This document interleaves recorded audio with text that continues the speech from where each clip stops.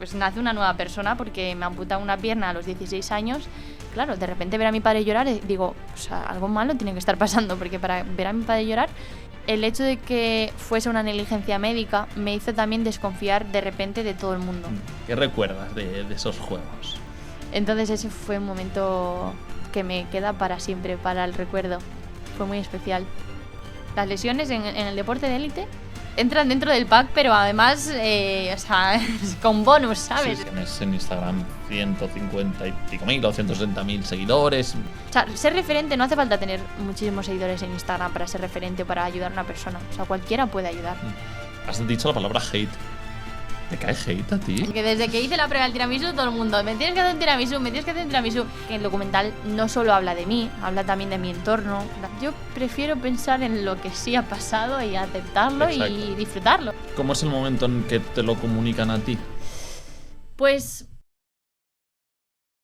varias veces campeona de España y plusmarquista nacional.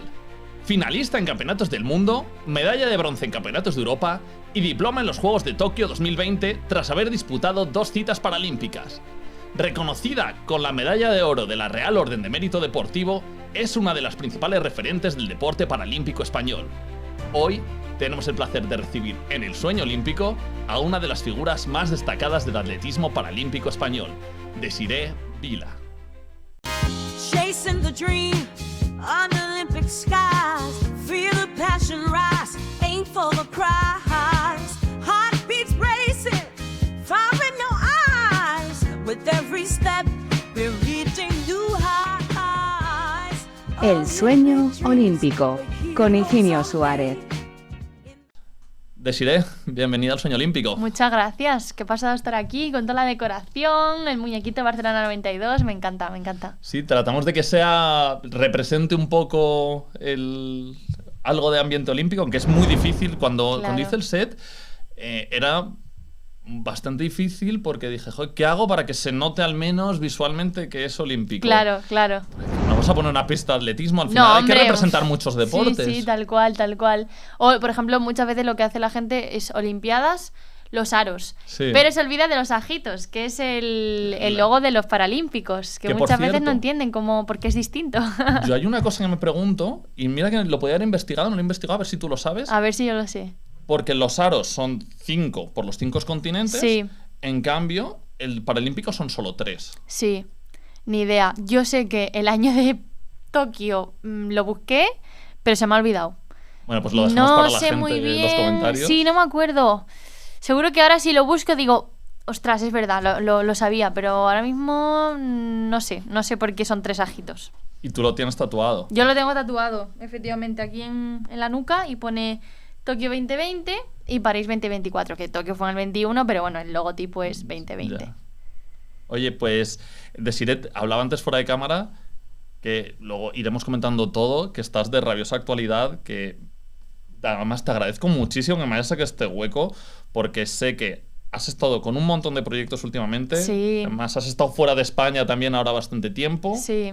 Entonces, agradecerte enormemente que nos hayas sacado un ratito para conocer tu historia, conocerte a ti. Pues nada, un placer. Es verdad que estoy ahora en un momento muy guay, muy chulo, porque, bueno, cerré el año 2025 con 2 proyectos muy heavies, el Top Chef, que se está emitiendo ahora, y luego mi documental, un largometraje dirigido por el Langui, que, bueno, pues deseando ya que la gente lo vea. Vamos a estrenar en Málaga, en el festival, que no hay mejor forma de hacer ese estreno y verme en la gran pantalla, que para mí eso es muy heavy. O sea, parecerá una tontería, pero es que yo con todas las cosas que he hecho, pero aún nunca me he visto en el cine, ¿sabes? En un documental, además producido por Morena Films, que es una productora muy, muy importante. Entonces, bueno, pues en un momento a nivel personal muy bonito y con mucha ilusión. Pues si quieres, empezamos por aquí mismo, por el documental, para la gente que no lo sepa. Acabáis de presentarlo, además, la semana pasada. Sí. Este episodio, además, va a salir dentro de muy poco, o sea que no va a haber mucho delay entre la grabación ni el próximo martes. Vamos a publicarlo. Que habéis grabado un documental con el mismo título que tu libro. Sí, Ganas de vivir, efectivamente. Que lo ha dirigido el Langui. Pues sí, la verdad es que una pasada de proyecto. A mí cuando me llega esta idea... Es verdad que, bueno, al final a mí me llegan, pues eso, diferentes mails, diferentes propuestas de colaboraciones, de cosas. y pues como te podrás imaginar no todas llegan a hacerse realidad, o sea, muchas pues se quedan en el papel, en la propuesta y quedan ahí. Entonces yo con este tema, cuando a mí me lo propusieron, sabía que era un tema como a largo plazo, porque obviamente hay que buscar financiación, es un proyecto pues que lleva su tiempo, hay que hacer un guión, hay que pues, preparar al equipo, y no sabía si realmente se iba a llegar a hacer o no. Entonces yo como que una parte de mí no se quiso ilusionar de más por si luego me llevaba el chasco, porque ya me ha pasado otras veces, pero la verdad es que me pareció una brutalidad. Yo decía, ostras, pero es que un documental sobre mí, ¿yo qué tengo que contar? ¿Sabes? Tampoco he hecho tantas cosas en mi vida. Tengo 27 años. Yo también siento que aún me quedan muchas cosas que vivir, ¿sabes? Y ojalá pues que el día de mañana, si hacemos otro proyecto del estilo, pues tenga todavía muchísimos más proyectos y cosas vividas. Pero sí que es verdad que me gustó mucho el enfoque. Ellos querían sobre todo vincularlo a los valores del deporte, a los valores de la superación, hablar de temas como el perdón, hablar de bueno, pues cómo es reconciliarse con uno mismo, con tu cuerpo, cuando tienes 16 años, nada tan complicada y de repente tienes que reinventarte.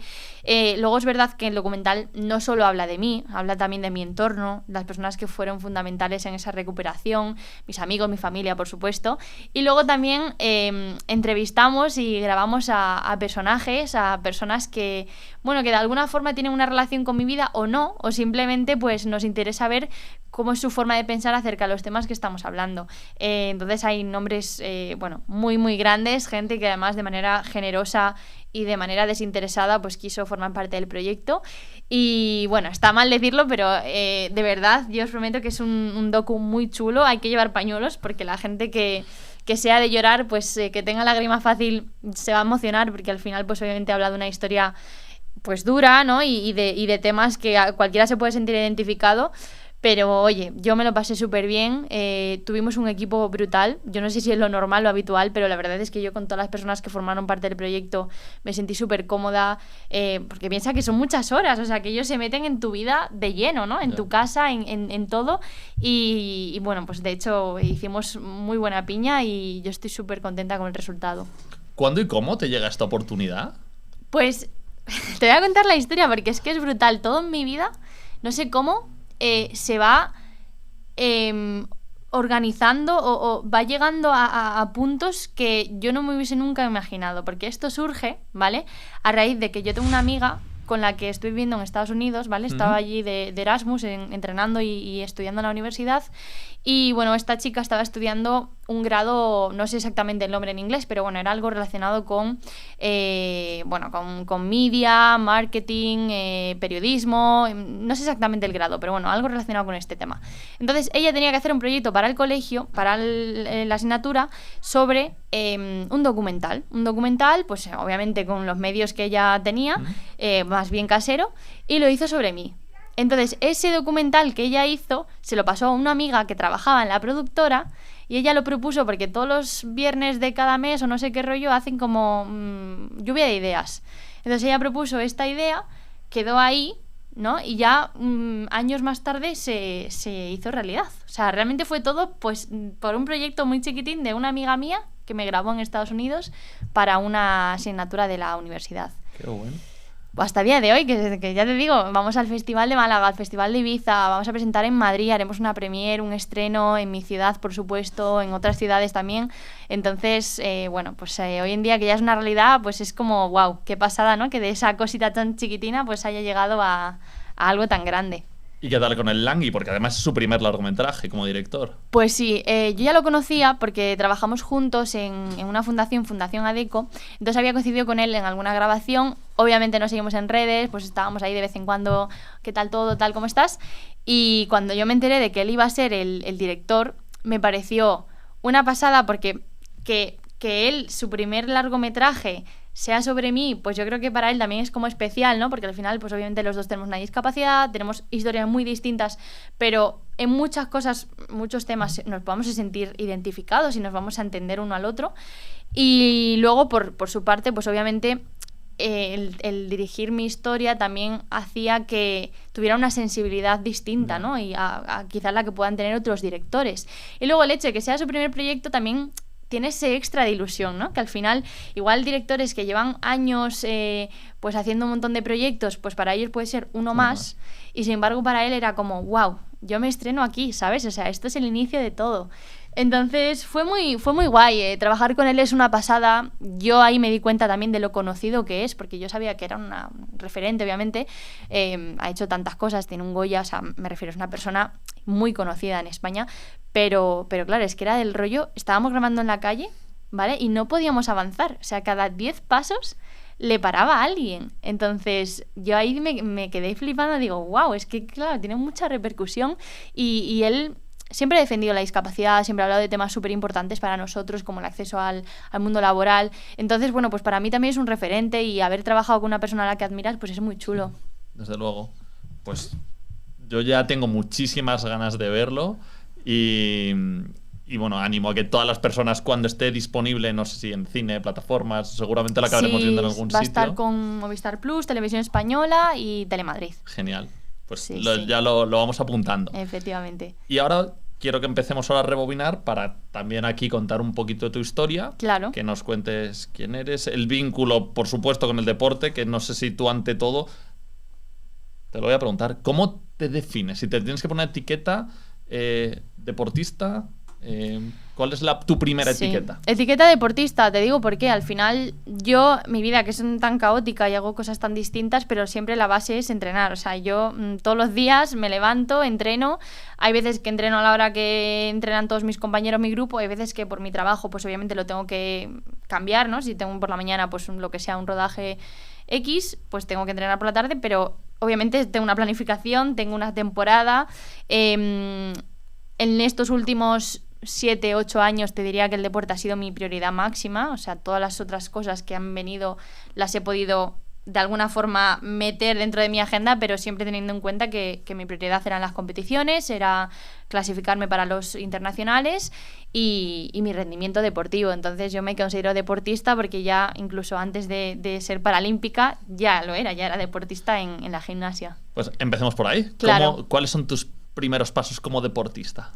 Pues yo, mira, hice un montón de cosas de pequeña. Hice baile moderno, ¿vale? Que también competí además en hip hop con una compañera. Fuimos a campeonatos de España. Hice ballet, que el ballet me aburría un montón porque yo soy una persona, ya me ves, súper nerviosa, súper inquieta. Entonces, ballet creo que me vino muy bien también para enfocar la mente, para ser como más centrada, ¿no? O sea, también me dio una parte más de esa... Bueno, trabajar una parte interior mía que es mi esencia, pero que también en algunos contextos no es tan positiva.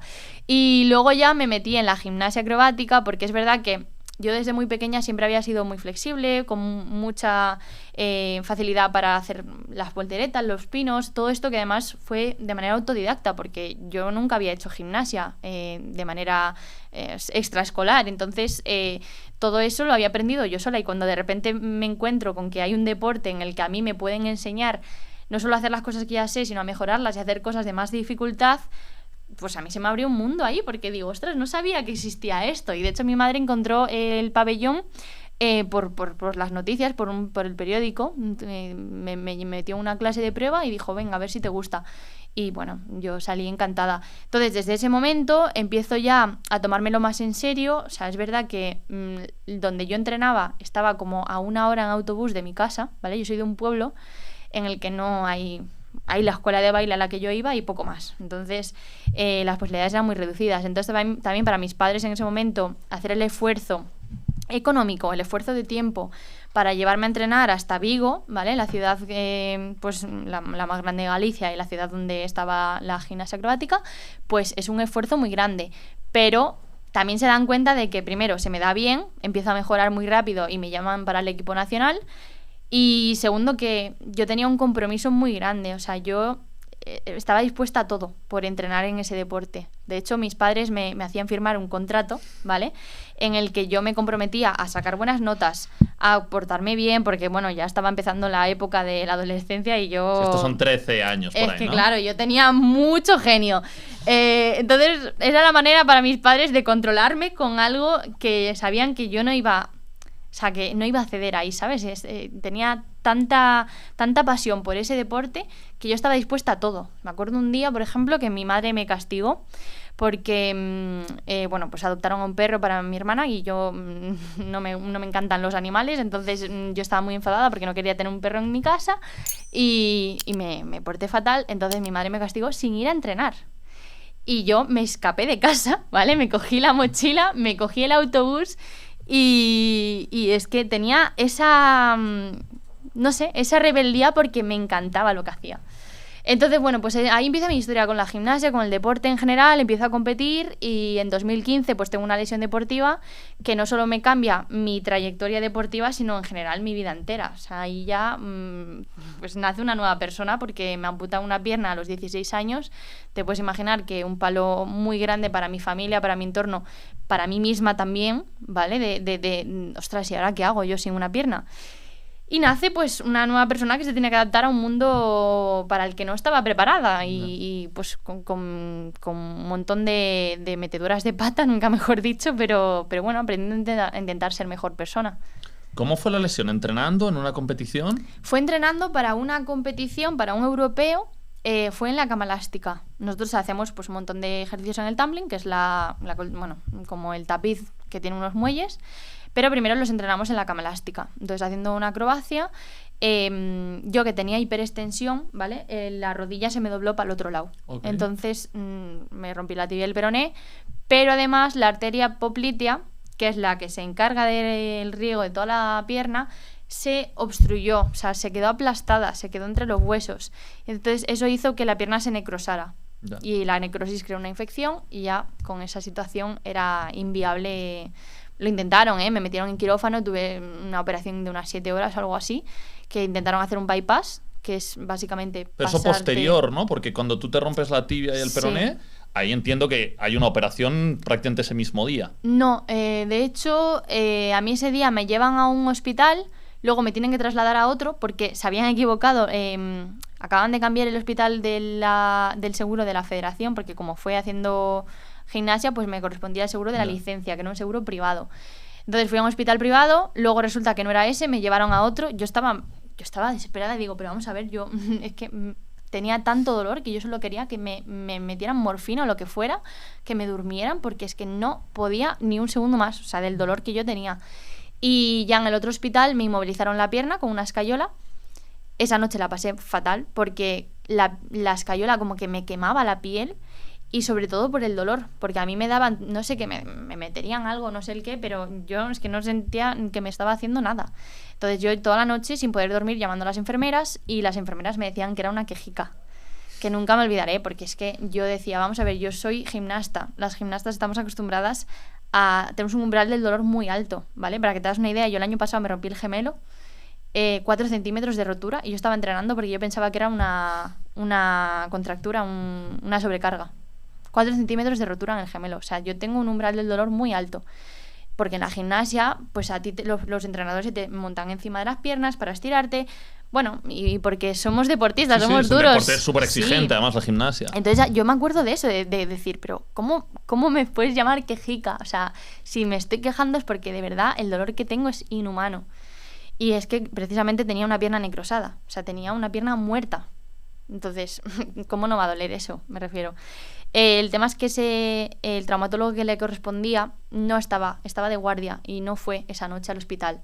Entonces, al día siguiente, cuando a mí me bajaron a quirófano, me hicieron una limpieza, me pusieron una transfusión de sangre porque había perdido mucha sangre, pero no me operaron porque ahí ya vieron el percal, vieron que la pierna ya había que amputarla. O sea, en ese momento yo ya no tenía... O sea, fueron las primeras prácticamente 24 horas. Sí, si tú... A ver, es bastante lógico. O sea, realmente si tú no permites que pase la sangre en una parte de tu cuerpo durante X horas, creo que lo máximo son a partir de la hora o así ya empieza a haber necrosis. Yo lo mío fueron como 8 o 9 horas. O sea, desde la noche de antes, que fue cuando yo me lesioné, a las 9 de la noche más o menos fue cuando yo me caí.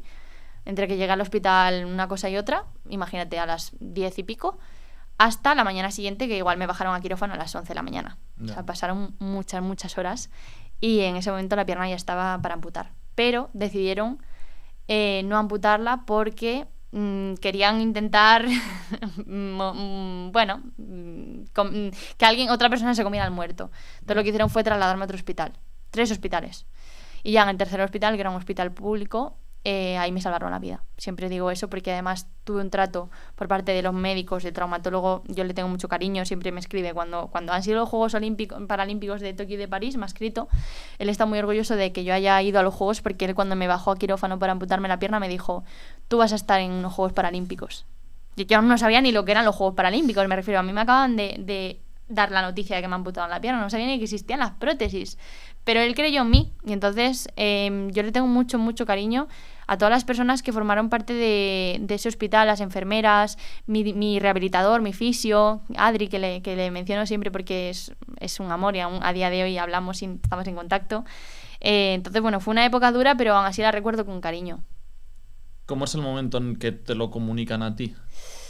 Pues siempre lo digo, yo no me acuerdo mucho porque yo estaba muy medicada, o sea, piensa que... Y también cuando estás en el hospital es como que no eres muy consciente de qué es verdad y qué es sueño, ¿sabes? Yo recuerdo cuando me dieron la noticia, estaba en la UCI, ¿vale? Porque a mí me metieron en cuidados intensivos y me pincharon la epidural, por cierto. Yo ya sé lo que se siente tener la epidural con 16 años. Entonces a mí ahí me lo cuentan, pero yo me acuerdo de ver a mis padres llorando y a mí me impactó mucho porque...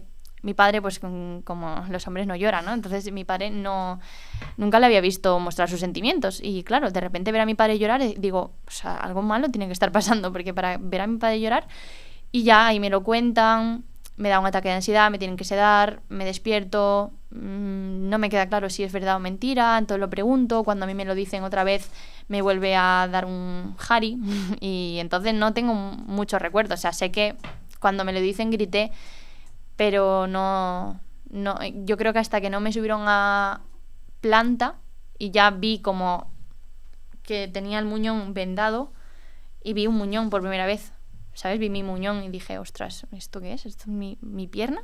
Pero falta un cacho. Yeah. Ahí sí fue impactante, la verdad. ¿Y cuánto tardaste en asimilarlo? Bueno, no lo sé, no sabría decírtelo, o sea...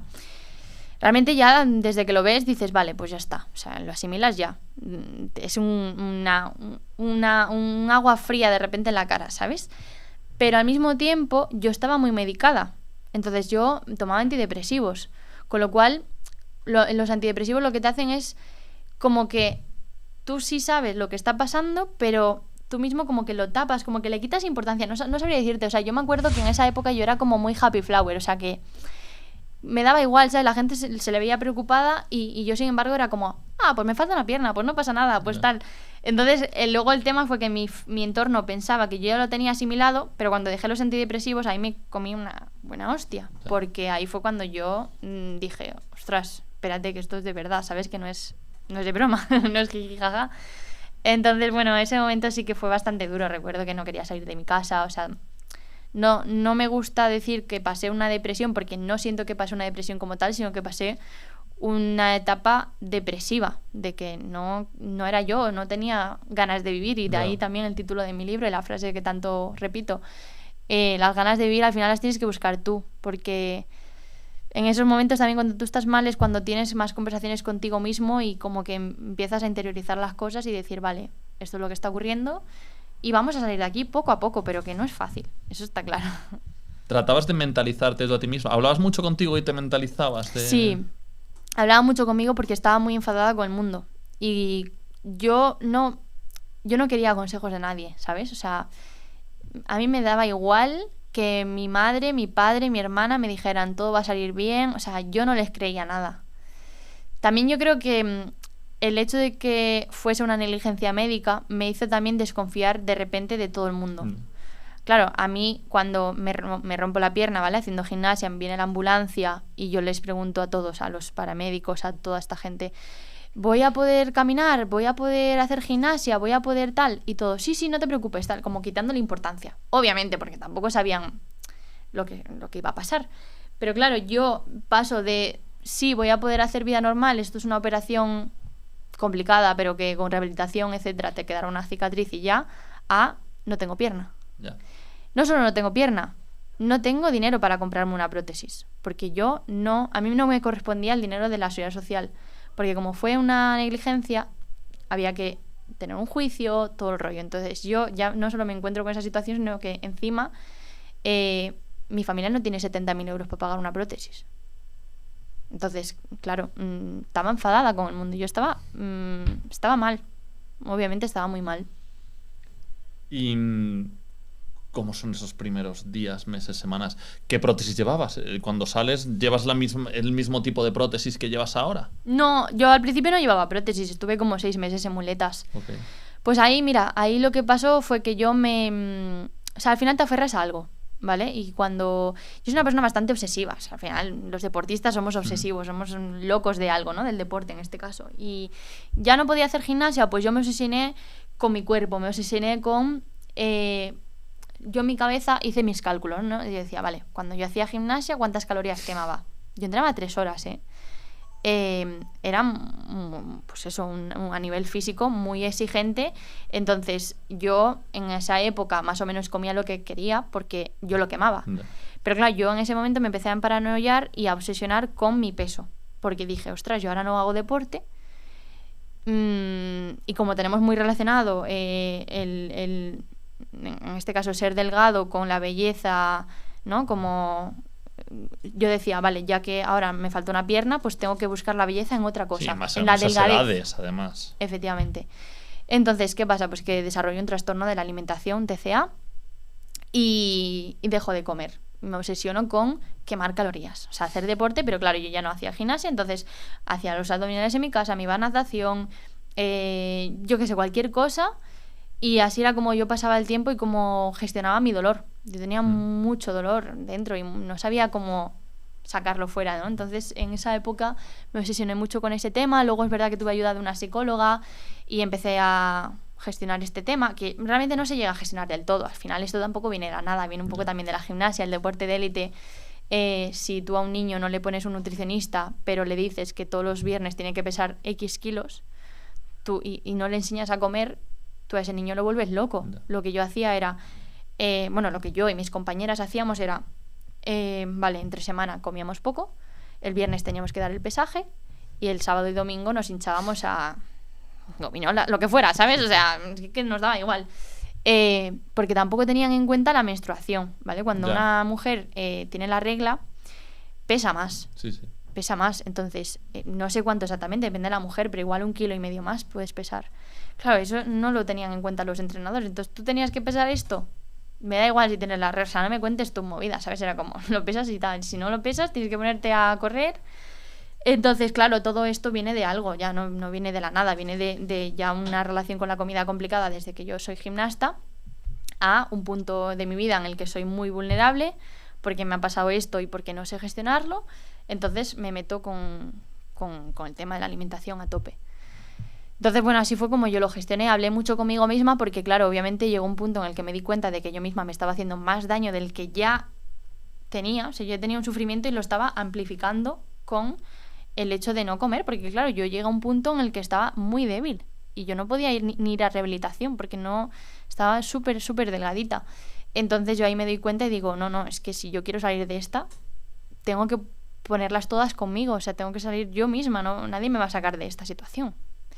Y ahí es donde empiezo un poco a entenderme más, a hablar conmigo misma, a ver qué me está pasando y a madurar. Yo te diría que ese es el punto de madurez máxima, ¿sabes? De decir, ya, sí, o sea, deja de hacerte la tonta y esto es una situación complicada, pero, chica, hay que salir adelante.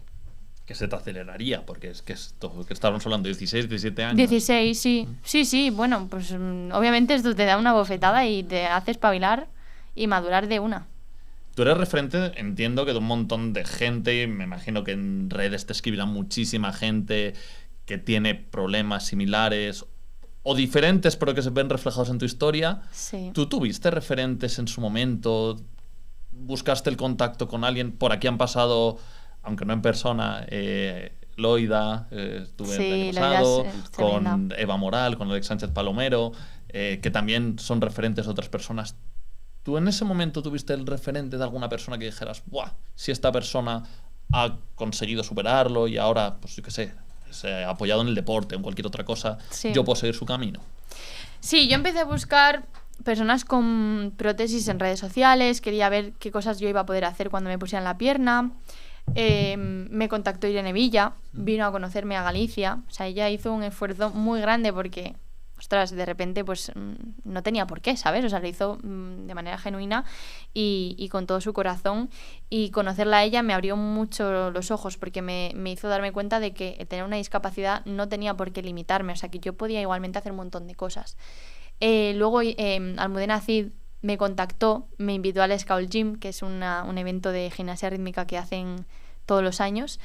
Y para mí fue una pasada porque yo ahí también la vi a ella como, a pesar de haber tenido que retirarse pues obviamente de la élite del deporte, que la parte buena es que ella pudo decidir cuándo, dónde, sin embargo, ella supo encaminar su vida, seguir vinculada a ese deporte que tanto le apasionaba, pero de otra forma, ¿no? Como, bueno, pues a través de organizar un evento, gestionar un espectáculo, un tal, ahora pues obviamente en televisión, teatro, todas las cosas que hace. Entonces a mí eso me dio mucha fuerza, me ayudó mucho.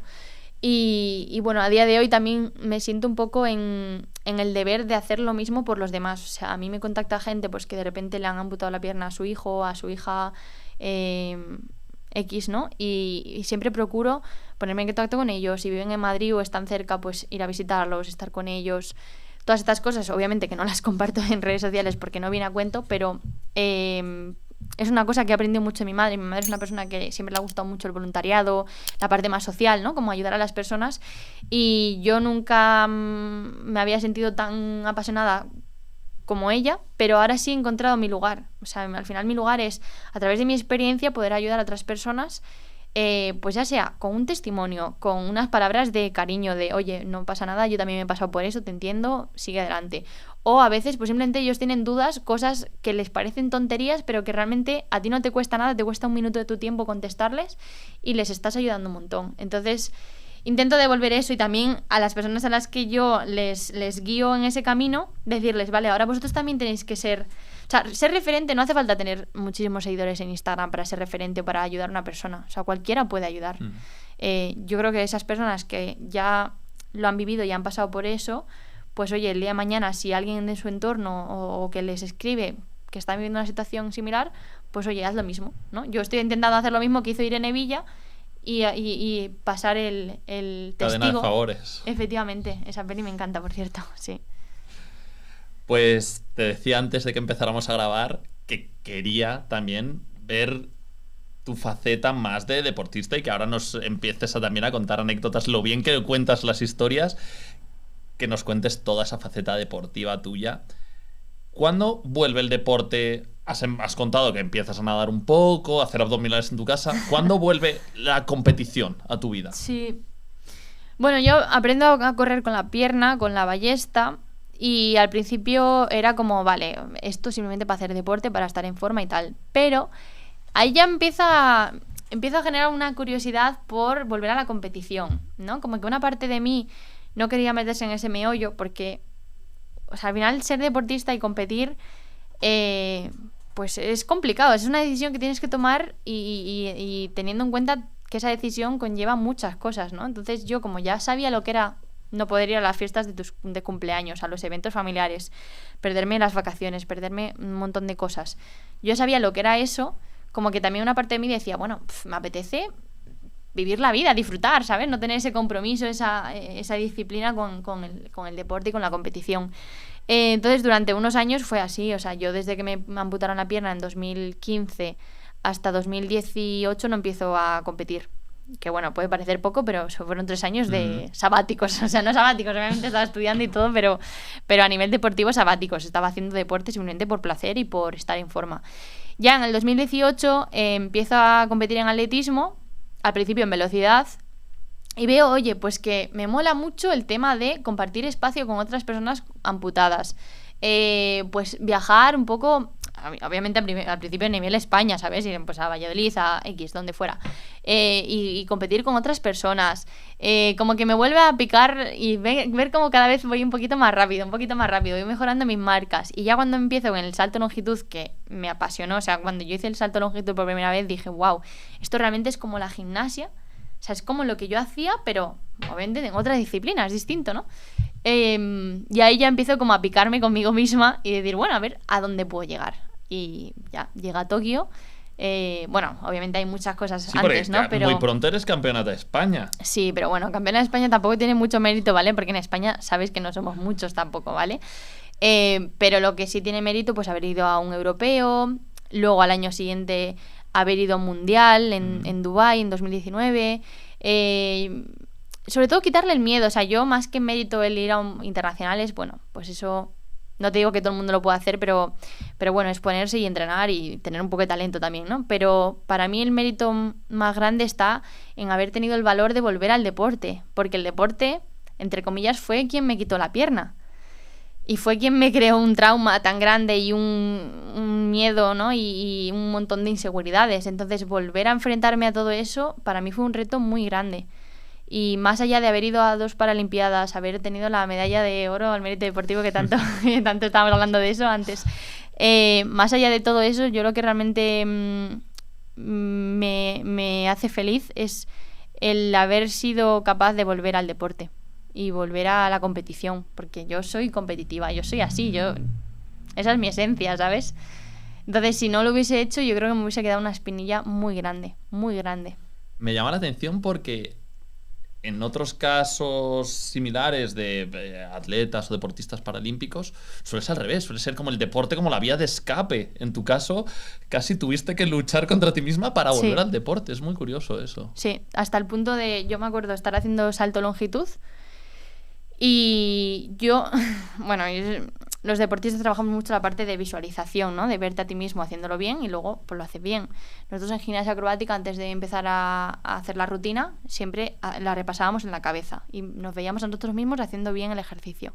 Bueno, pues yo cuando iba a saltar me veía a mí misma cayendo mal y rompiéndome la otra pierna. Ya. Eso era yo, ¿eh? Era mi cabeza. O sea, Normal, hasta qué punto tú mismo te saboteas. Y claro, no era capaz de saltar. Y mi entrenador me veía, decía, ostras, es que tienes muchísimo potencial y puedes llegar a unos juegos, puedes llegar a, bueno, no sabemos hasta dónde, ¿no? Pero que puedes competir y ser buena. Pero yo misma no me permitía. Entonces tuve que trabajar con una psicóloga deportiva que además forma parte de mi equipo desde ese año, desde el 2018 y hasta el día de hoy. Y ha sido fundamental porque a lo largo de mi carrera deportiva me han pasado muchas más cosas, no solo ese miedo a las lesiones, pero bueno, momentos de frustración y un montón de cosas. Y ella me ayudó mucho a cambiar el concepto, ¿no? De no tenerle miedo a las lesiones. Al final las lesiones pueden pasar. Es que no te puedes poner a pensar, ¿y si me caigo? ¿Y si me rompo la otra pierna? ¿Y si...? Pues son posibilidades. O sea, cuando tú te comprometes con algo, eso entra dentro del pack. Las lesiones en el deporte de élite entran dentro del pack, pero además, o sea, con bonus, ¿sabes? Sí. Entonces, tienes que ser consciente de que te puede pasar eso. Te puedes lesionar, te puedes... ¿Y qué? Y hay que seguir. Igual que lo superaste en su momento, pues superarás las próximas que te toquen. ¿Y cuándo empiezas a ver que te aproximas a los Juegos de Tokio? Pues cuando salen las mínimas, cuando salen las marcas que pone el Comité Paralímpico Español como requisitos para formar parte del equipo nacional y de la selección, yo veo la marca y digo, yo lo puedo conseguir. Creo que eran 4:10, si no recuerdo mal, la mínima A. Y bueno, efectivamente la hice, no me acuerdo exactamente cuándo. Sí, fue en Basauri. Es que tengo una cosa con un meeting que hay en País Vasco que siempre me salen las marcas ahí. Entonces, no sé por qué. Aparte que no suele hacer buen tiempo, o sea que no, tampoco son las condiciones perfectas, ni es que la pista sea brutal, una pista súper rápida.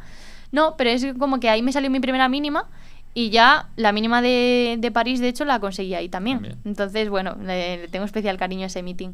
Y bueno, pues ahí ya dije, ostras, que me voy a Tokio. Y aparte, dentro de la circunstancia tan extraordinaria que vivíamos de que no sabíamos cómo iban a ser los juegos pandemia. Y bueno, fue una experiencia muy chula, fue una experiencia muy bonita.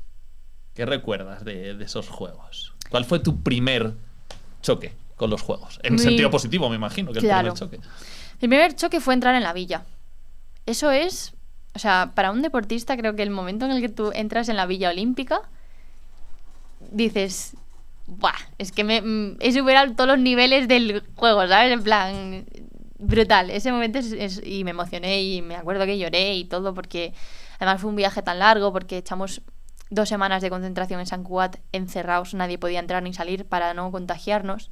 Luego viajamos en el charter a Tokio, un montón de pruebas de antígenos, de no sé qué, el visado. Bueno, estuvimos en el aeropuerto ese como 5 horas.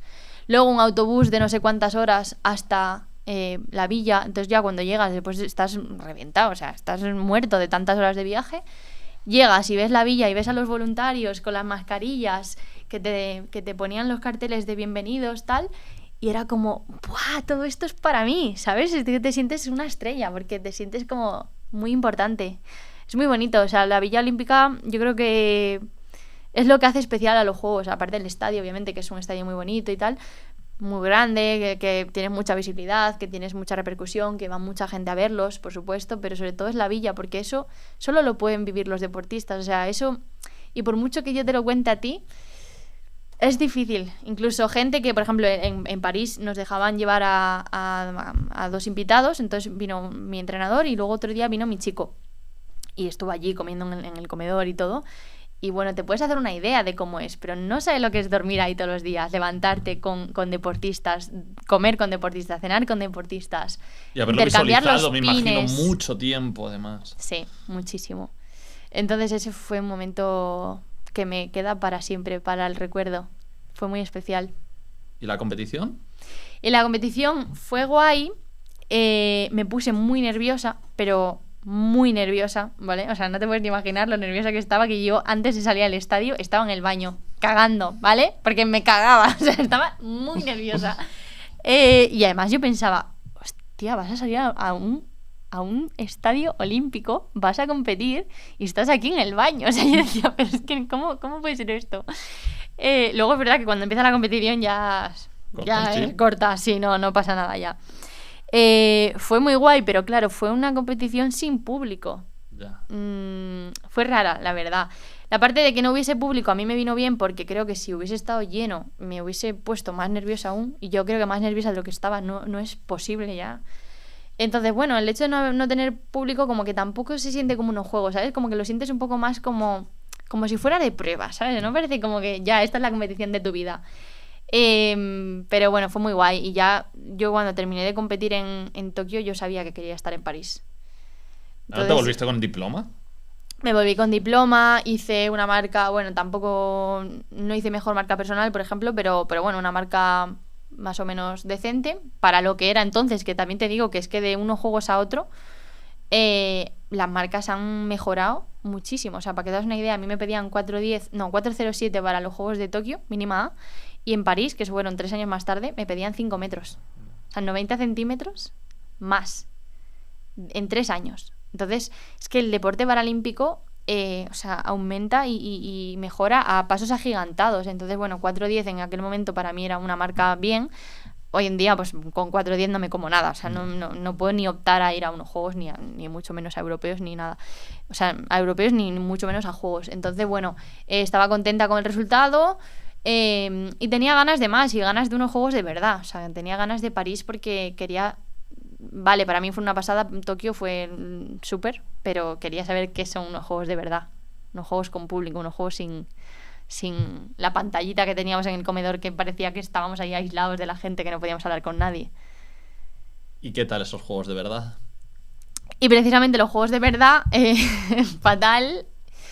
Fue muy duro para mí. O sea, te diría que después de lo de gestionar el miedo a las lesiones, lo segundo más complicado en mi vida ha sido el gestionar la frustración de los Juegos de París, ¿vale? Yo voy a París, pues obviamente ya con una mochila encima de experiencia, con bagaje, ¿no? Con la idea de que viene toda mi familia, la ilusión de unos juegos pues con público, supuestamente el privilegio de que estamos cerca, no tenemos que adaptarnos al cambio horario, al calor ni lo que fuera el clima, porque más o menos era igual que en Madrid. Y yo, que soy como muy conspiranoica, bueno, no conspiranoica, pero sí que me gusta como ponerle relación a las cosas, ¿vale? Mi última competición como gimnasta fue en París, en 2014. Entonces, 2024, 10 años más tarde, yo volví a la misma ciudad para competir otra vez al más alto nivel. Entonces para mí como que tenía un sentido, ¿sabes? Como que París era una ciudad que para mí tenía un sentido especial. Entonces, el haberlo hecho mal en esos juegos me dolió muchísimo. Y sobre todo yo sentía mucha vergüenza, porque también cuando a ti hay gente que te sigue, que te apoya y que te ve competir y está contigo y quiere, pues obviamente está representando a todo un país, ¿sabes? Está representando a España. Entonces, también sientes una responsabilidad muy grande. Entonces, yo, al principio, más que enfadada por decepcionada con eso, estaba como avergonzada. Estaba avergonzada, no sabía, o sea, de hecho quise grabar un vídeo para mis redes para decirle a la gente, oye, pues me ha salido mal, y me costó muchísimo grabar ese vídeo porque yo no sabía qué decir. Y luego también he tenido que sanar, ¿no?, con ese tema y decir, mira, no pasa nada, o sea, te salió mal, pues ya está, pues es que no hay nada que hacerle y que tampoco te martifiques, no sé cómo se dice. Martirices. Martirices, tampoco te martirices con eso, porque todo el mundo se puede equivocar y todo el mundo lo puede hacer mal en algún momento. Te duele mucho que sea justo ahí, porque claro, yo venía de una temporada muy buena, venía de hacer mi mejor marca personal, récord de España, y me veía además competitiva, de que realmente no se saltó tanto en esa eso quizás es lo que más me duele, que si ves las marcas, yo si hubiese hecho mi marca personal hubiese estado cuarta, ¿sabes? Y si hubiese saltado un pelín más, estaba ahí. Pero es curioso, Desiree, que muchos deportistas veo que cambian muchísimo la mentalidad de los primeros juegos a los segundos. Y lo he visto reflejado en ti, que cuando me has hablado de Tokio, lo segundo ha sido lo deportivo. Has empezado con una sonrisa gigante. ¡Buah! La villa, cómo llegué, los deportistas. En París directamente me has contado el resultado. Sí. ¿Por qué no te quedas tan bien con esa parte positiva de que pudo ir tu familia, estuvo tu chico en la villa, que, joder, que es una no oportunidad lo pude brutal? disfrutar y me da mucha pena por eso, porque yo veo las fotos de Tokio y yo fui muy feliz en Tokio. Y yo sobre todo lo que recuerdo más que la competición, lo que bien dices, es la gente con la que estuve, los momentos compartidos, la ilusión que yo tenía. Bueno, también supongo que es la presión que tú te pones, porque como son los segundos, pues ya partes de una base. O sea, yo en Tokio podría haber quedado última, quedaba igual, porque nadie esperaba nada de mí, ¿sabes? Me refiero... Ni tú misma, a lo mejor. Ni yo misma. Yo era ya haber estado ahí era como, wow, he llegado a unos juegos, ¿sabes? O sea, qué pasada. Pero en París ya no era solo llegar. O sea, en París ya como mínimo tienes que hacerlo mejor que en Tokio. Entonces, hacerlo peor para mí fue durísimo. O sea, y te digo que yo tuve que trabajarlo mucho con la psicóloga y me costó volver a confiar en mí misma. Y de hecho, bueno, cambié todo en mi vida. O sea, cambié de entrenador. Pasé por quirófano porque tenía pendiente que me operaran del delgado plantar, que me llevaba doliendo muchísimo tiempo. Empecé como prácticamente de cero. Empecé de cero y tuve que gestionar un montón de emociones y frustraciones muy heavies. Entonces me da pena no haber disfrutado de París, me da pena haber sido tan dura conmigo misma, porque claro que tenemos que ser exigentes y duros los deportistas, pero más dura que yo, o sea, a mí todo el hate que me podéis dar no me va a hacer daño, porque ya yo misma me hice tantísimo daño con mi cabeza, o sea, yo me martiricé de una manera que no es para nada saludable y ni medio normal, o sea, que tú mismo no sé, te trates así de mal, es muy feo. Entonces, bueno, pues también ha sido un punto de inflexión para yo entender que tampoco se me va la vida en esto, o sea, me refiero, ya está. Es verdad que también cuando uno se profesionaliza, o sea, yo a París llegué pues con contratos de patrocinios, llegué pues que prácticamente lo he dejado entre comillas todo para dedicarme a esto, entonces también como que sientes que te tiene que ir bien, porque si te va mal, ¿qué vas a hacer? Y yo ahí también tuve muchos miedos. Tenía miedo de que de repente pues mis patrocinadores me dejaran de patrocinar. Y yo vivo de mis patrocinios. O sea, yo vivo de obviamente de las cosas que hago en redes, de todo esto. Y sí, me puedo permitir estar un par de años sin generar ingresos, pero llega un momento en el que tú tienes que hacer algo. Entonces también un poco el entender que yo me quiero dedicar a esto. He dejado de hacer otras cosas por hacer esto al 100%, y si esto no me va bien, ¿qué hago? O sea, yo no he tenido vida universitaria, yo me gradué en turismo, ahora estoy terminando relaciones internacionales, pero yo no sé lo que es una fiesta universitaria, yo no tengo amigos de la universidad, yo no he ido a mi graduación porque no tengo compañeros con los que ir, porque mis compañeros se graduaron antes que yo. Entonces, al final lo pones todo a una, ¿sabes? Pones toda tu vida all in, una apuesta gigante. All in. Y también cuando te sale mal dices, ostras.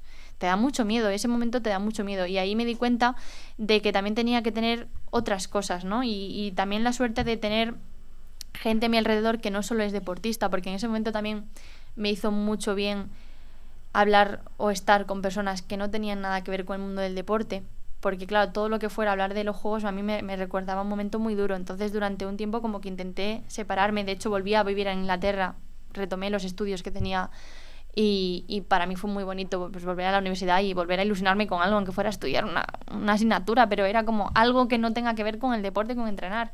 Te va a escapar un poco de eso y separarme un poco para luego volver a echarlo de menos. Ahí fue cuando yo me di cuenta, porque incluso me planteé ya retirarme, ¿sabes? O sea, me refiero pues, a hacer deporte por gusto, pero no competir.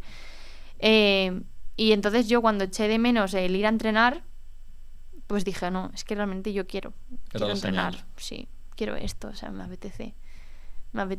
Menos mal que me llegaron las ganas de ir a entrenar, porque yo no sé qué hubiese sido de mí si no me hubiesen entrado esas ganas. ¿Y en qué punto estás ahora? ¿Cómo encaras Los Ángeles? Estoy en un punto muy bueno, la verdad. Estoy en un punto en el que he podido sanar esa situación. Que bueno, la gente aquí va a pensar, vaya dramas, pero es que realmente para ahora un vamos deportista... a hablar de cosas súper chulas, que ahora claro, vamos a sacar también otros momentos. Para un deportista hacerlo mal en los juegos es un drama, o sea, es muy grave. Entonces, he podido gestionar esa situación, he cambiado de equipo, estoy entrenando en Guadalajara. Ha sido una apuesta muy grande a nivel económico, a nivel de tiempo, pues que ir a Guadalajara, yo vivo en Madrid todos los días, ir y volver, son muchos kilómetros, es mucho esfuerzo por mi parte. Cambiar de entrenador no es fácil, a veces te va bien, a veces no. En mi caso me ha ido súper bien, estoy muy contenta con mi grupo, con mi equipo.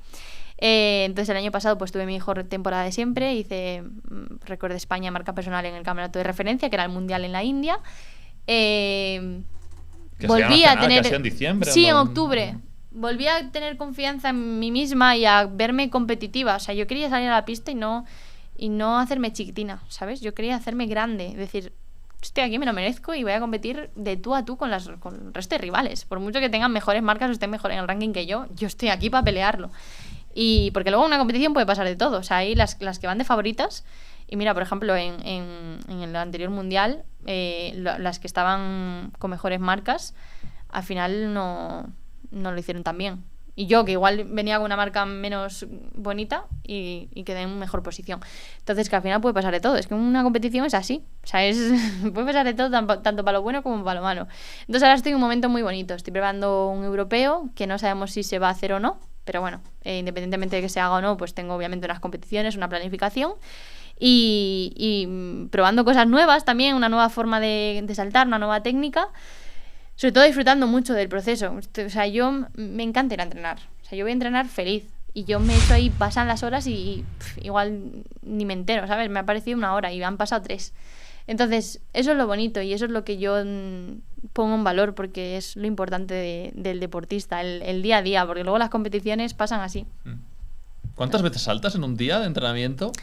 No, la gente piensa que saltamos todos los días, sí. Pero no. Mira, de hecho, en pretemporada no saltamos, ¿vale? O sea, nosotros empezamos a saltar y al principio son como pocos apoyos y ya luego carrera completa. Pues ayer fue mi primer entreno de carrera completa de la temporada. Llevo entrenando desde noviembre. Estamos en febrero, ¿sabes? Me refiero que al final, como nosotros competimos muy poco comparado, por ejemplo, con otros deportes, con el tenis o con el fútbol, nosotros hacemos picos de forma pues 2 o 3 como mucho en la temporada. Entonces realmente mi pico de forma es para junio, mayo, junio, que es cuando tengo las competiciones, con lo cual ahora mismo estamos en una fase que se llama fuerza máxima, que es levantar muchos kilos y hacer pues volumen sobre todo. Entonces no saltamos tanto, porque es el salto de longitud también tiene el riesgo de que es una prueba de mucha potencia que te puedes romper muy fácil, o sea, te puedes hacer lesionar y hacer daño. Entonces tampoco puedes hacer muchos saltos a la semana. O sea, nosotros en temporada saltamos 2 veces por semana, 2 días. El resto pues son otras cosas, velocidad, gimnasio, fuerza, lo que sea. Pero salto como tal no salto todos los días. Ahora quiero que aparquemos momentáneamente el deporte y repasemos otras cosas, pero siempre a todos los deportistas que paséis por aquí os pregunto qué nota le pones a tu carrera deportiva del 1 al 10. Y eso que aún está in progress. Es susceptible de mejorar o de empeorar, pero... Es muy duro eso, porque yo me pondría un 4. No, a ver, Me he clasificado para 2 Juegos Paralímpicos, me refiero, pues estoy ahí, estoy luchando entre las mejores del mundo, pues me pondría un 6, que es más o menos la posición en la que suelo estar en mundiales. 5ª, 6ª, un 6. Pero vas a por el 10. Voy a por el 10, hombre, claro. Esto es siempre hacia arriba, nunca abajo, hacia arriba siempre. Desiree, has comentado hace un ratito que vives también de una faceta tuya, es de redes sociales. Tienes en Instagram 150 y pico mil o 160.000 seguidores. No sé si en otras redes entiendo que también. ¿Cuándo empieza este boom? Pues ha sido progresivo también, por suerte, ¿eh? Porque yo creo que si de repente de un día para otro pues te encuentras con un montón de seguidores en Instagram o en las redes en general, es difícil de gestionar. En mi caso fue en parte porque yo fui a un programa de tele que es La Resistencia, ahora se llama La Revuelta. Ahí pues lo vio mucha gente, me empezó a seguir mucha gente y ahí pues empecé a crear contenido, empecé a hacer vídeos de YouTube. ¿Fue a partir de ahí? Sí, porque me empezó a seguir gente y yo creo que hasta ese momento solo se subía cosas privadas, fotos pues yo qué sé, con mis amigos o alguna foto de deporte, pero poca cosa. Pero ahí sí que ya empecé como a enfocarlo más a una imagen que yo me quería crear, pues obviamente de deportista, transmitir cosas sobre la discapacidad. Yo siempre he tenido facilidad para grabarme, bueno, ya me ves que no te dejo hablar, o sea que hablo por los codos, entonces siempre de manera muy orgánica y muy natural pues he ido subiendo contenido y bueno, haciendo proyectos chulos que me fueron surgiendo, pero sí, fue progresivo. Por ejemplo, en cuarentena sí que creé mucho contenido, ahí subí mucho de seguidores, por ejemplo, en TikTok. Pues ahora, obviamente, a raíz de cosas que hago pues en programas de tele, lo que sea, pues te va siguiendo la gente. Entonces, pero siempre de manera muy progresiva. O sea, no fue como de la noche a la mañana de repente encontrarme con 20.000 seguidores o algo así, ¿no? Has dicho antes, cuando estabas hablando de París, has dicho la palabra hate. ¿Te cae hate a ti? No mucho, por suerte, no mucho. Pero las personas somos como que te pueden llegar 20.000 mensajes buenos y positivos, pero como te llegue uno malo, te quedas con ese, ¿sabes? De ¿por qué no le caigo bien a esta persona? Porque claro, nos enseñan a que le tenemos que caer bien a todo el mundo, parece, ¿no? Y es verdad que yo como hago un contenido muy blanco, que yo no me meto en polémicas, no me meto en marrones, no hablo de temas que sé que son en los que la gente está muy polarizada. Yo hablo de deporte, hablo de discapacidad, o sea, es muy difícil que la gente no conecte conmigo o no. Te puede dar igual, ¿sabes? Pero que te caiga mal es complicado porque no me meto con nadie, o sea, hablo de mi día a día. Pero bueno, hay gente para todo, obviamente. Entonces, y también cuando obviamente tú pues estás expuesto a programas, a podcasts, a X, pues tienes que saber que va a haber gente que lo escuche o que lo vea o que lo lea y que no le guste. He tenido alguna que otra movida. Por ejemplo, hubo un vídeo que se me hizo muy viral en el que tenía muchos comentarios de hombres sexualizando mi cuerpo. Era un vídeo que no tenía nada que ver con eso, era de humor. Entonces ahí sí que me molestó un poco porque yo decía, o sea, ¿por qué? ¿Sabes? ¿Por qué te metes con mi cuerpo si es que yo no estoy ni hablando de eso, estoy hablando de otra cosa? Entonces, bueno, alguna cosilla. Ahora también soy consciente de que obviamente con el programa de Top Chef, que yo voy muy al humor negro, no todo el mundo le gusta o no todo el mundo lo entiende y bueno, pues ya está. O sea, soy consciente de ello y me lo tengo que comer con patatas porque... Por desgracia, en las redes sociales es difícil hacer un filtro y es difícil, pues eso, hay gente que va a hacer daño simplemente y va a matar. Entonces, bueno, pues hay que aceptarlo y ya está. Sí, yo creo que, vamos, si reaccionan de esa manera a las cosas que me estás diciendo, por ejemplo, creo que el humor negro que lo utilicéis mucho, muchísimo. Pues, bueno, yo lo que conozco, los paralímpicos, de hecho, pues Juanjo, pues, cuentas cojo cabrón y joder, a mí me parece que es fruto de que estás asimilando. Yo creo que casi el humor negro tiene que ser como el punto final de ya lo he asimilado y he llegado al punto que me lo puedo hacer hasta humor, que es no sé cómo alguien puede pensar que eso es banalizarlo cuando eres tú la persona que lo has vivido en primera persona. Claro, esa es otra, que realmente si tú me lo dijeses a mí porque tienes una discapacidad y te parece mal algo que yo haya dicho, vale, pero es que suele ser gente que ni siquiera tiene discapacidad y dices, tío, ¿por qué te va a molestar que yo me ría de mi pierna? De mí misma. Si tú ni siquiera ni te va ni te viene, ¿sabes? Pero bueno, ya es que hay gente para todo, ¿qué le vas a hacer? Sí, desde a mí luego. me da un poco igual. Has dicho también Top Chef, que estamos justo cuando estamos grabando esto, Sí. empezó, estamos a miércoles, Sí.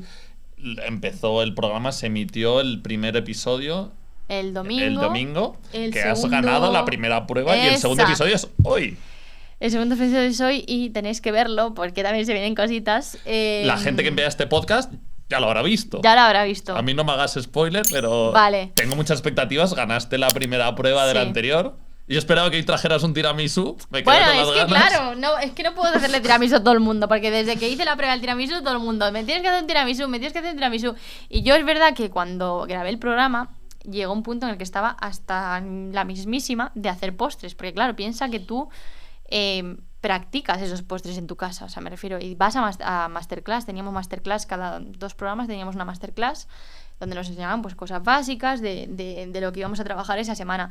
Entonces llega un punto y el fin de semana, yo que soy muy competitiva, grabamos de lunes a viernes, pues yo el sábado y el domingo me ponía a hacer postres. Entonces yo cuando terminé de grabar dije, no quiero saber más de postres. Y ahora sí que estoy en un punto de reconciliación con la repostería, donde me he comprado hasta un soplete, ¿vale? Para que te das una idea, y he vuelto a hacer alguna cosa. Pero bueno, que tampoco tengo mucho tiempo. O sea, me encantaría poder dedicarme todas las tardes a hacer tiramisús y regalárselos a mis amigos, pero no es el caso. Soy consciente de que no vas a poder hablar de muchas cosas. Si nos metemos en algún terreno que dices, Higinio, no puedo, dínoslo tranquilamente. Vale. ¿Cuándo grabasteis el programa? Lo grabamos entre octubre y enero. En enero Bueno, hace terminó. relativamente poco. Sí, fueron bastantes meses. Y bueno, pues fue bastante duro porque a mí me recogían a mi casa a las 6:20 de la mañana y llegaba algunos días a las 7 de la tarde. O sea que son muchas horas. Para mí era todo nuevo. Yo nunca había hecho tele, había hecho programas, pero no de pues eso, de estar ahí todos los días. Y claro, para mí todo eso era una pasada. Tanta gente implicada, cámaras, o sea, bueno, una ¿Cuántas personas producción. están en una producción? Muchísimas, porque encima nosotros veíamos los que estaban ahí, pero es que luego había en las oficinas pues los que estaban editando, los guionistas, hay muchísima gente implicada. No es que no sabría decirte, o sea, eso es mejor que le preguntes directamente el programa, pero mucha gente. Entonces, claro, también, y sientes una responsabilidad porque dices, ostras, toda esta gente y yo tengo que hacer algo, tengo que hacer reír a la gente, hacer un contenido. Entonces es verdad que el primer programa, yo que me he visto ahora en la tele, me veo un poco cohibida, ¿no? Como un poco más vergonzosa, pero a partir del programa 2 ya me voy soltando y soy más yo misma. ¿Qué tal con tus compañeros? Súper bien. O sea, piensa que, bueno, una pasada, de repente llegas ahí y te encuentras a la Belén Esteban, que claro, mi abuela toda la vida viendo en la televisión, y de repente yo estoy ahí, que de hecho lo primero que le pedí fue grabar un vídeo para mi abuela, porque a mi abuela le hacía mogollón de ilusión.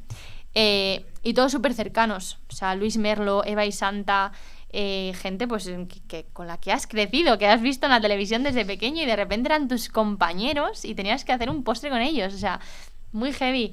Y a mí lo que me sorprendió es eso, la cercanía, la humildad de todos. También es verdad que pasamos muchas horas juntas, que cuando la gente ve en la tele que se va alguien y que tú lloras o te emocionas o te da pena y dicen, bueno, pero si os conocéis de 2 días. No.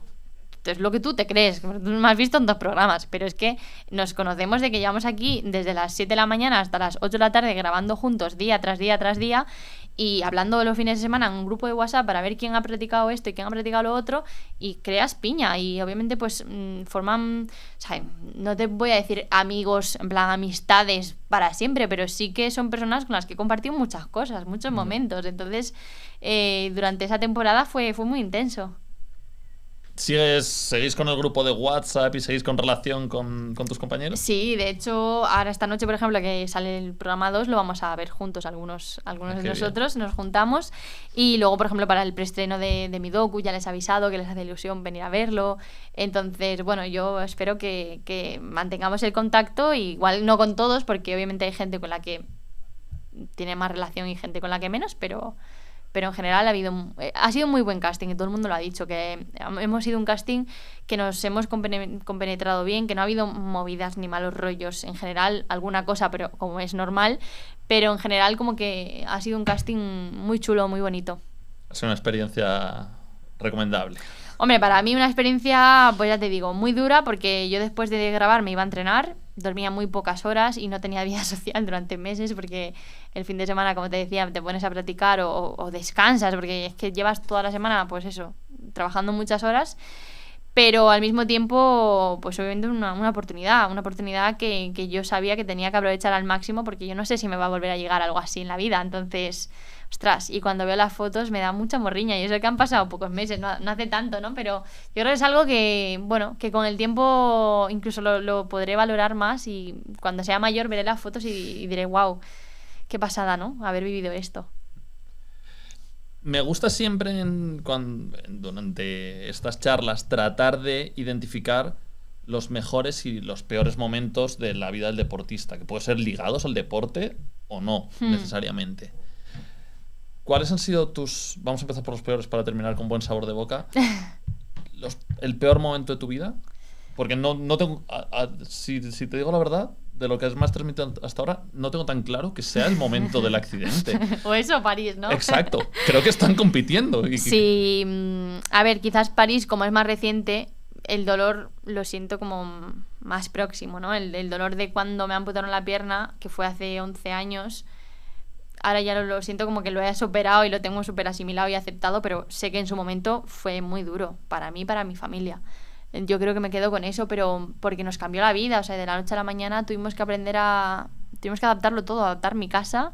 Mis padres pues empezar a ayudarme o sea, yo me tenían que duchar, ¿sabes? Con 16 años, imagínate el pudor también, que tus padres te tengan que ayudar a ducharte, a vestirte, a hacer un montón de cosas. Entonces eso fue muy duro. Volver al colegio, gestionar las relaciones amorosas, ¿no? O sea, yo empezar a tener mis primeros novios, mis primeras relaciones sexuales sin una pierna, ¿sabes? ¿Qué hago? ¿Me enseño con la prótesis, sin la prótesis? ¿La enseño, no la enseño? Entonces yo sé que ahí hubo muchas movidas que ya las tengo trabajadas y gestionadas, pero que en su momento fueron muy duras. Comparado con París, hombre, París, ya te digo, lo pasé muy mal, pero bueno, es un mal menor. O sea, al final yo creo que no es comparable, ¿no? Que te amputen una pierna a hacerlo mal en unos juegos, aunque el dolor fue muy similar y lo pasé también muy mal. ¿Y mejores? Y mejores, Tokio. Es que yo ahora mismo siento que estoy viviendo uno de mis mejores momentos de mi vida, que ojalá de aquí para arriba, ¿sabes? Como decíamos antes, y ojalá cuando lo vea diga, ¡buah! Pues no sabías todo lo que te esperaba. Pero estoy en un momento, mira, a nivel deportivo, súper bueno, súper contenta con mi grupo, con mi equipo, y con buenos resultados, que obviamente también es importante. A nivel laboral, pues un montón de oportunidades, ahora el documental, el programa. En mi trayectoria he trabajado con un montón de marcas de las que súper feliz, súper orgullosa. Y bueno, pues también, pues obviamente estoy más en una posición más tranquila, ¿no? De que pues tengo esa seguridad que te decía antes, cuando vas a unos juegos y te sale mal, tienes miedo a perder tus patrocinadores. He tenido la suerte de que todos mis patrocinadores se mantuvieron en el equipo y me siguieron apoyando, que también es de valorar. Y luego a nivel personal, pues súper contenta. He empezado a vivir ya en mi casa, porque yo vivía en la Blume durante muchos años, viví en la Blume, 6 años creo, 5. Y ya el año pasado me mudé y por fin ya tengo mi casita, mi espacio, bueno, mi piso, que no es una casa, es un piso chiquitín, pero bueno, que estoy muy contenta porque para mí y para mi chico es suficiente. Y entonces pues muy a gusto en mi pisito y bueno, pues con mis amistades, por suerte toda mi familia con salud. O sea que es que se podría decir que estoy en un momento, bueno, súper, súper bueno. Entonces no sabría decirte si el mejor, pero sí, de los mejores de mi vida estoy ahora mismo viviendo uno de ellos. Preparando esta charla, vi que estuviste en un podcast, en el de Better, que es un buen podcast y la gente no lo conoce, lo puede echar un vistazo. Te hice una pregunta muy interesante, que yo también tenía esa duda. Vale. Que fue si pudieras volver... Bueno, no sé cómo te la preguntaron, pero en el fondo se parece mucho a la película esta de 2 vidas en un instante, que no sé si has visto la película, pero es lo que ocurre a una chica de si coge un metro o no lo coge. Y la vida cambia radicalmente. Claro. Pues la que coge, creo que es la que coge el metro, pues llega y ve como su chico le está poniendo los cuernos. En cambio, la que no lo coge vive engañada por su chico, tal. Ya. Total, que la vida, por un matiz muy pequeño, Sí. es totalmente distinto. Buah, La es que tuya eso no es- es coger el metro, es algo mucho más heavy, una lesión, una amputación de una pierna. Nunca se sabe lo que hubiera ocurrido si no, pero lo que sí se sabe es tu realidad actual. ¿Volverías para atrás? Ahora, de luego, por si lo has reflexionado desde entonces, porque dijiste, no me acuerdo lo que dijiste dije. muy segura que preferirías que no hubiera ocurrido. Pero en cambio... Y yo hubo una época de mi vida en la que decía que sí, o sea, nadie elige, o sea, nadie desde prefiere luego, que le desde amputen luego. una pierna, o sea, nadie en su sano juicio prefiere no tener pierna que tener pierna, no. Pero no es solo el acto de tener una pierna, sino todo lo que viene vinculado a ello, ¿no? O sea, la persona que soy yo ahora, realmente todo lo que yo he aprendido, todo lo que yo he madurado, todo lo que sé de la vida, que tampoco es que sea yo aquí una sabia, ni mucho menos, pero sí considero que todo esto me ha hecho conocerme mejor, entender ciertas cosas. ¿Las habría aprendido si no me hubiesen amputado la pierna? Who knows? Who knows? O sea, yo considero que sí que ya era una persona muy centrada con el deporte, con las cosas, ¿sabes? Que, bueno, me gusta pensar que ya tenía algo especial en ese momento, que ya tenía como muy claro las cosas, una capacidad de trabajo, de adaptación, que si no hubiese sido con el deporte me hubiese llevado a otra cosa. O sea, yo creo que por mi forma de ser me hubiese buscado la vida. O sea, si no hubiese sido gimnasta me hubiese apañado ya, yo qué sé, cualquier cosa. Y en lo que yo estuviese haciendo le iba a poner el 100% de mis ganas y de mi interés, como le estoy poniendo ahora al deporte. Pero yo qué sé.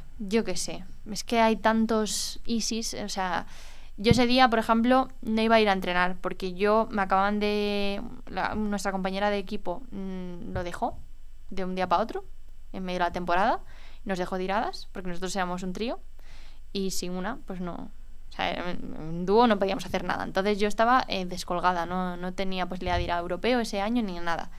Entonces yo estaba un poco desmotivada porque no íbamos a competir ese año. Y teníamos una manifestación en el colegio, fuimos a manifestarnos a Vigo por la educación y luego mis compañeros se quedaban en Vigo, pues en el centro comercial, yo qué sé, para pasear, lo que sea. Me dijeron, quédate, un besito tal, es que no te supone nada ir a entrenar hoy o no, ¿sabes? Me refiero que tampoco no está preparando un mundial, no está preparando nada. Y yo dije, no, voy a entrenar, porque también como iba mi otra compañera, Nerea, era un poco también por no dejarla sola, pero estábamos las dos en esa misma situación de que nos habían dejado tiradas, entonces estábamos las dos como practicando cosas más a nivel individual. Dije, no, voy a ir, que me apetece y que así estoy con Nerea y tal. Y luego me dicen mis compañeros, si no hubiese ido ese día a entrenar. Y yo pienso, bueno, pues si no hubiese ido ese día me hubiese pasado otro día. O sea, al final, si están para ti las cosas te van a pasar igual, ¿sabes? O sea, yo creo que mi destino era este. Yo soy muy así, muy de creer en el destino. Yo soy un poco mística, un poco de palo santo, de... Meiga. Sí, un poco meiga, un poquito, no, tampoco muy obsesiva, ¿no? Pero un poquito sí. Entonces yo digo, pues mira, ya está, es que no hay que darle más vueltas a las cosas, pasó y punto. ¿Sabes? En París, pues si no hubiese hecho 2 nulos, me hubiese clasificado a la final y hubiese ganado medalla, ¿qué? O igual me hubiese lesionado la semana antes y no hubiese llegado a los Juegos. De hecho, estuviste a punto de no ir a Tokio. Estuve a punto de no ir a Tokio. El año del El que hubiera 2020 tocado. me hice un esguince, efectivamente, en el pie izquierdo. Si no hubiese habido una pandemia, no hubiese ido a Tokio. Es que no... Yo prefiero pensar en lo que sí ha pasado y aceptarlo. Exacto. Y disfrutarlo, que han pasado muchas cosas buenas. Y seguir disfrutando y foco en el presente y Sí. en ilusionarse con el futuro. Sí, entonces esa es un poco mi answer, que no estoy contestando ni si sí o si no, es un poco como... No, está bien, a lo gallego. Yo lo acepto y ya está, sí. Literal. Quiero poner encima de la mesa el nombre de un deportista que quería haber entrevistado en la temporada anterior y no pude, tuve temas familiares y no pude cerrar la temporada como me hubiera gustado, que era con 20 episodios, hice 19, y el último episodio iba a ser con un deportista que se llama Higinio Rivero. Sí, lo conozco. Pues Higinio Rivero ahora ha sido un poco noticia Porque está en los juegos... Bueno, va a ir a los Juegos y va a ser el de primer invierno. deportista español que va a competir en 3 disciplinas distintas, tanto en deportes olímpicos como en paralímpicos. Sí, muy heavy. Un ¿Te crack. planteas en algún momento? Porque sé que haces snow. Sí, me gusta mucho el snow. ¿Te planteas en algún momento mirar a los Juegos de Invierno del 30? No sabía ni que eran en el 30, la verdad, o sea, no... ¿Dentro de 4 años? Claro, sí, pero no. En el 30 ya te digo yo que no. A ver, a mí ahora me han invitado a un campus de snowboard que me Pero hubiese lo haces encantado muy ir. bien y empezaste a hacer relativamente poco. Porque te he visto vídeos, Sí. no sé de hace cuándo, que lo hacías medio regular y los últimos Sí. que te he visto lo haces fantástico. Sí, pues ha sí. sido autodidacto porque, bueno, me enseñó primero un novio que tenía que hacía snowboard. Me dijo, oye, vamos a esquiar. Y yo dije, yo no sé hacer snowboard, pero ni siquiera antes de que me amputaran la pierna nunca había hecho snowboard, ni esquí. Y me dijo, yo te enseño. Eso no, tampoco. Y entonces pues fue así, porque tampoco yo sabía con la rodilla si iba a poder o no. Y bueno, al final es echarle un poco de morro y atreverse. Pero es verdad que ahora me da un poco de miedo el snowboard, porque hace 2 años estaba esquiando en Italia con mi chico y pues nos volvimos un poco flipados y dijimos, venga, vamos a una un poco más complicada, porque yo bajaba por las facilillas, ¿vale? Y bueno, me caí, me hice un poco de daño en el culo, que luego no fue nada, o sea, pues simplemente que me quedó un morado de la leche. Pero esto fue unos meses antes de, no sé si tenía no sé qué tenía, un mundial o algo. Y dije, ostras, es que claro, hay que ir con cuidado porque no vas a fastidiar una temporada entera por hacer algo que simplemente es te lo pasas bien y te diviertes, ¿no? Entonces es verdad que llevaba como 1 año y pico sin hacer snowboard y este año volví a la nieve. Y ya fui pues un poco más tranquilita, ¿sabes? No me bajé por las difíciles. Entonces, yo no sé si me planteo... creo que no, porque creo que ya está bien, ¿sabes? 2 disciplinas, gimnasia acrobática, salto longitud. El día que yo me retire, que no sé cuándo va a ser, pero también yo creo que será un poco... por las 2 partes, por la parte física de que llega un punto, o sea, yo voy a llegar, si todo va bien, a los Juegos de Los Ángeles con 30 años. Que dirás tú, bueno, 30 años, pero son 30 años, o sea, que ya la gente con 30 años ya no se plantea tantas olimpiadas, excepto Teresa Perales, que obviamente es una referente. Entonces, ya un poco en el sentido de quiero hacer más cosas con mi vida, o sea, obviamente me encanta dedicarme al deporte. Como y es no un haces privilegio. Casi cosas. No, pero me refiero, yo he estudiado mis carreras universitarias, me gustaría pues poder dedicarme a algo relacionado con eso, o yo qué sé, explorar otras posibilidades. Pues ahora he empezado con lo de la tele, que me ha gustado mucho, y quién sabe, pues igual algún día presentar algo, yo qué sé. Entonces, el deporte, lo complicado es que te deja muy poco margen para hacer más cosas. Pues lo que te decía antes, yo... Cuando terminaba de grabar me iba a entrenar. Me han ofrecido otras cosas de programas y cosas así, que yo he tenido que decir que no, porque yo no me puedo ir de repente un mes a Brasil a grabar un programa de tele en medio de la temporada. Entonces también obviamente el dedicarte a esto te quita la posibilidad de hacer otras cosas. Entonces dejar el atletismo para meterme en otro meollo, que encima es un deporte que tienes que estar viviendo en sitios donde hace frío, que a mí me gusta el sol, a mí me gusta la playa, yo soy de mar, ¿sabes? De costa. No sé, plantearme vivir en un sitio donde tienes que estar todo el día con la nieve, bueno, me tendría que gustar mucho, que me gusta el snowboard, ojo, que me lo paso muy bien y tal. Con más ocio. Pero claro, una cosa es que te guste un deporte y otra cosa es dedicarte profesionalmente a ese deporte. Son cosas muy distintas, que yo creo que la gente no es consciente. Que cuando dicen, no, qué guay que tu trabajo sea entrenar. Sí, qué guay cuando te apetece entrenar, pero hay muchos días que no te apetece. O hay muchos días que te duele todo.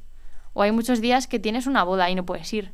O que tienes, ¿sabes? O sea, qué guay, pero es un trabajo, no deja de ser un trabajo como todo. Que o sea, mola mucho que tu trabajo te apasione, pero es trabajo. Y no a todos nos gustan trabajar todos los días. Ya. Entonces con el deporte es lo mismo. Llega un punto que llevo toda mi vida en esto. O sea, con el parón de esos 3 años, desde que me amputaron la pierna hasta que volví al atletismo, pero es que si lo piensas, yo llevo toda mi vida en el que mi rutina es entrenar y estar obsesionada con el deporte. Y mola, o sea, no te digo que no, yo lo he elegido. También he tenido la suerte de que he podido elegir, pero quizás ya en un futuro me apetece elegir otra cosa. Ya. Muy interesante. Sobre todo porque seguro que, además, me imagino que tú eres consciente de que vas a tener oportunidades de hacer más cosas, las cosas que te están surgiendo, yo creo que las estás haciendo muy bien, entonces gracias. Que seguro que vas a tener oportunidades de hacer un montón de cosas. Y también me gusta ver la faceta de Desi en otra cosa, ¿sabes? En una cosa completamente nueva y decir, oye, pues y se me ha dado bien y me ha molado. Entonces no quiero cerrar las puertas y al final meterse en otra cosa como el snowboard de lleno. No quiero decir que te cierre puertas, porque obviamente te abrirá muchas otras, pero sí que siento que es un poco atarte a algo que te deja poco margen para cosas que me apetecen hacer. Me apetecen hacer más cosas que solo entrenar. En este caso es que aparte de snowboard, que no me lo había planteado, la verdad. Me mola, pues porque lo que supone ir de vacaciones el fin de semana a, yo que sé, a Andorra y pasar el fin de semana con tu chico y esquiar, hacer snowboard, mola. Pero yo no sé si todos los días ahí con el frío, Con la nieve. Pero No sé, tienes no un sé. meritazo. Yo hago snowboard Ah, sí. y Qué sé guay. yo regulero, de tipo tú. Vale. Pero sé la fuerza que hay que hacer con las dos piernas. Sí, que se te cansa mucho el tibial. Flipo con la prótesis también lo que aguanta Sí, y sí. Que tú además, para ti será casi el doble de complicado que para mí, porque tendrás que hacer toda la fuerza Sí. y aparte con el cuerpo, lógicamente, pero mucho Claro. con tu pierna buena. No, el tibial Entonces, se me carga la vida. O sea, yo eso aguanto pocas horas, porque es que se me carga mucho. pues, el aunque no tibial, vayas sobre a los todo. siguientes Juegos de Invierno, tienes Sí. toda mi admiración por esa Muchas parte. en gracias, serio. gracias. Qué bien. Oye, para ir terminando, los únicos deberes que te había pedido era que Vale. te prepararas una pequeña frase. Sí, que no los hice. Para... No, pero pues bueno. improvisa. No, sí, porque al final es mi frase de... Para nuestro libro de Ya firma siempre. de deportistas Vale, que están fenomenal. pasando, bueno, protagonistas, no todos han sido deportistas, casi todos sí, para que nos lo dejes por aquí. Y si Dios quiere, en algún momento, mi plan sería subastarlo Ah, qué a alguna guay. organización. Y seguro que ahí me pondré en contacto con todos los paralímpicos que hayáis pasado por aquí para ver Claro. qué hacemos con ello. Muy bien, pues lo único incurable. A ver si se ve bien. La gente Son que no haya leído las tu libro y que se haya quedado con ganas, porque Ganas de... yo no he leído, vamos, me he leído 2 capítulos. Sí. Estoy en proceso, porque me lo compré la semana pasada. Ah, mira.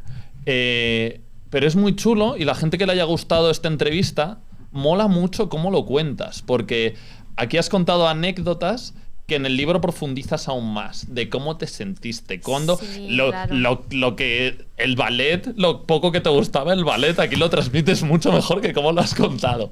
Entonces, la gente que le haya gustado, dejaré en la descripción de las redes, dejaré tu web, por supuesto, tus redes sociales, si hay alguien que no te sigue, que no creo, pero si hay alguien que no te sigue, Hombre, seguro que alguien hay. lo tendrá en tu web, enlace al libro, ya te diré de dónde quieres que lo ponga, y estaremos muy pendientes también del documental, de Top Chef, a ver si ganas y descubrimos más postres que hacer contigo, que creo que además me ha parecido que has publicado cómo hacer el El tiramisú con crema de orujo, tenéis que probarlo. No sé si lo vas a hacer una versión, ¿vas a volver a YouTube? Porque tenías un canal muy grande. Sí, ves, es que no da tiempo a todo. Es que no da la vida para más. Bueno, igual en un futuro, no sé. Ahora mismo no me veo yo en YouTube. Pero quién sabe, igual cuando me entren las ganas. O sea, yo soy un poco así, como de repente me apetece, pues lo hago. Pero ahora mismo no. Es que estoy con un TFG. Ya. ¿Sabes? Entonces, igual cuando aparque ya ese punto de mi vida de los estudios, que estoy deseando ya acabar, pero que tengo el chino que se me atraganta, que es obligatorio. Sí que hablas chino también. Hablo chino, entonces ya cuando pase ese nivel, pues igual me apetece hacer cosas, porque tendré más tiempo, pero ahora mismo es que estoy un poco pillada. Pues decirle, te agradezco un montón este rato, te lo he dicho al principio, Sí, que a sé que vosotros. estás muy, muy ocupada estos días y te agradezco un montón. Yo me lo he pasado genial. Yo también, sí. Estoy Aunque no te he conven- dejado hablar, ya lo siento. Pero yo os invito para que habléis vosotros. Y yo te decía al principio que hago el podcast que me gustaría escuchar porque disfruto escuchándoos hablar. Sí. Así que a mí, si hablara yo, sería aburridísimo para mí. Bueno, Que- pues muchas gracias. Que millones de gracias. Ha sido interesantísimo conocerte un poquito más. Espero que la gente también haya disfrutado muchísimo. Seguro que sí. Y ya te digo que lo bueno de tu caso es que podemos seguir viéndote en un montón de sitios. Sí. Pues muchas gracias a ti por invitarme y a seguir con este proyecto que es muy chulo. Fenomenal. Y muchas gracias a vosotros también por haber visto todo este podcast. Ya sabéis, os esperamos cada 2 semanas con un nuevo episodio de El Sueño Olímpico. Y ya sabéis que no os olvidéis de suscribiros, seguir, compartir en redes, a Desiree también. Y nada, nos vemos en 2 semanas en otro episodio de El Sueño Olímpico.